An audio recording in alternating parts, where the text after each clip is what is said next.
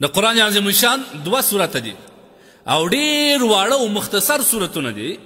ډیر زیات مؤثر دي، ډیر فایدهمند دي. هر مسلمان باید د دې تلاوت ډیر زیات وکړي، په خپل روزمره زندگی کې د دې تلاوت زیات کړي. موږ تاسو خو هر یو د دشمن څخه بیریږو او د حسد څخه بیریږو چې دا زما سره حسد کوي، بغض کوي، او د هغه رنګه موږ د بد نظره د اثرات څخه موږ بیریږو، د جادوګر د جادو د اثرات څخه بیریږو. لیکن که سړی وغواړي چې زه چې د جادوګر د جادو د اثرات څخه خلاص سم، د بد نظره د بد نظر د اثر څخه خلاص سم، او د حاسد د حسد او د بغض او د عناد څخه خلاص سم،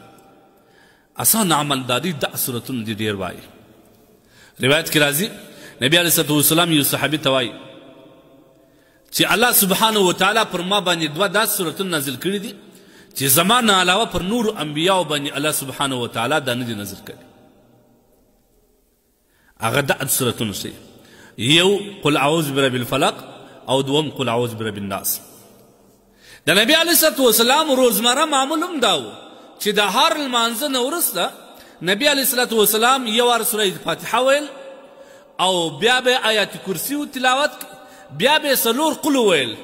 یعنی قل یا ایها الکافرون سورت، او سوره اخلاص قل هو الله احد سورت،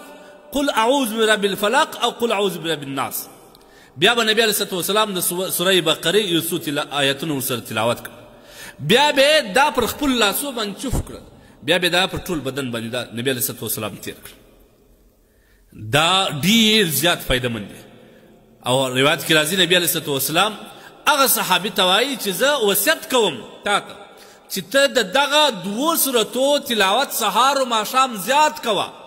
الله سبحانه وتعالی به د دې په برکت تا د مصیبتو او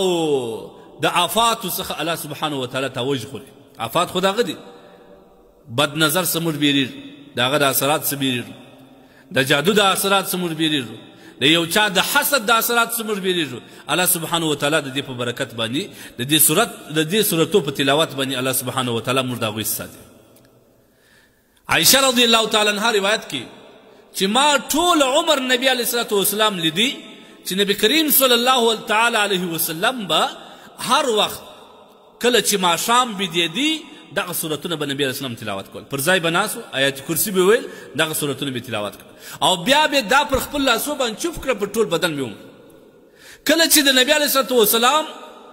د وصال وخت نږدې سو، مرض الوفات باندې مبتلا سو، نبی کریم صلی الله علیه وسلم بدن کمزوری سو، توان نو چې نبی علیه الصلوة والسلام دې پر خپل لاسو باندې چوف کړي وای او تلاوت یې کړی وای او بیا دې پر خپل بدن باندې دا لاسونه را تیر کړي. عایشه رضی الله عنها فرمایي چې په دغه آخر وخت کې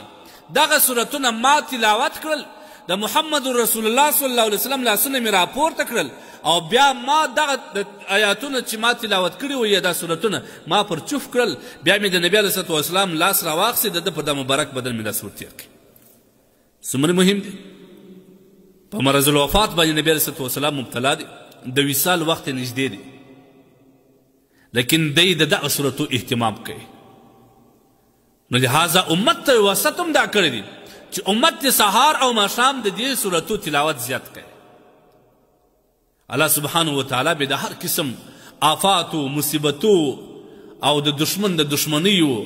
د حاسد د حسد څخه خلاص کړي. که سړی دا وغواړي چې زه د حاسد د حسد نه خلاصم او د بد نظر د اثراتو څخه الله ما وژغوري، د جادو د اثرات څخه الله ما وژغوري، ژغورلو والا خو الله دی، خو السبب یې ستا دغه آیاتونه او دغه سورتونه تلاوت ډېر کړي سهار و ماښام، بالخصوص د لمانځه نه وروسته الله سبحانه وتعالی به یې وژغوري.